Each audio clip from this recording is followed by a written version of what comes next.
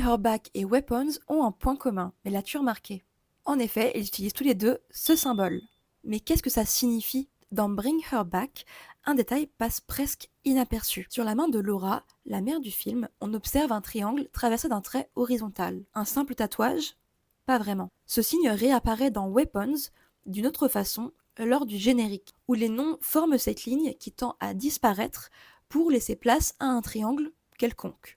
Ce motif partagé n'est pas anodin. Il s'agit du symbole alchimique correspondant à l'air, un triangle pointant vers le haut, coupé par une barre qui exprime à la fois l'élévation de l'esprit et la limite du monde matériel. Dans la tradition hermétique, l'air est ce qui relie la terre et le ciel. C'est le souffle, la respiration, le lien invisible entre les vivants et les morts, entre le corps et l'âme. La ligne horizontale symbolise justement cette barrière fragile, la frontière entre ce qui s'élève et ce qui retient, entre l'esprit et la matière. L'air est donc un élément d'entre-deux, un espace de passage, de tension et de communication. Dans Bring Her Back, ce tatouage n'est pas qu'un simple artifice. Laura, qui cherche à ramener sa fille d'entre les morts, incarne littéralement cette tension entre deux mondes. Le symbole marque sa connexion au souffle vital, au pouvoir de traverser les frontières de la vie et de la mort. Mais la barre qui coupe le triangle rappelle que ce pouvoir est limité, bridé.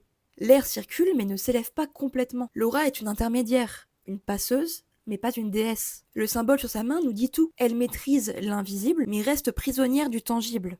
Dans Weapons, le même symbole prend vie lors du générique de fin. Au départ, les noms forment ce triangle traversé, puis la ligne s'efface. L'air devient le feu. La barrière se lève et le symbole s'enflamme. C'est comme si le film montrait le passage d'un état spirituel à un état d'action, de l'invisible au visible, du mental à la violence. Là où Bring Her Back contenait le souffle, Weapons le laisse exploser. Le vent qui porte les idées et les voix devient incendie et acte.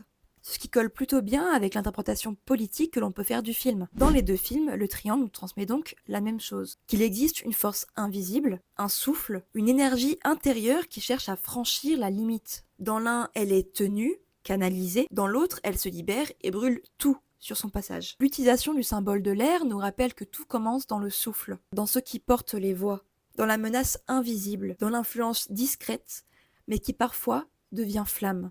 Mais du coup, toi aussi t'avais remarqué ce symbole? T'en penses quoi?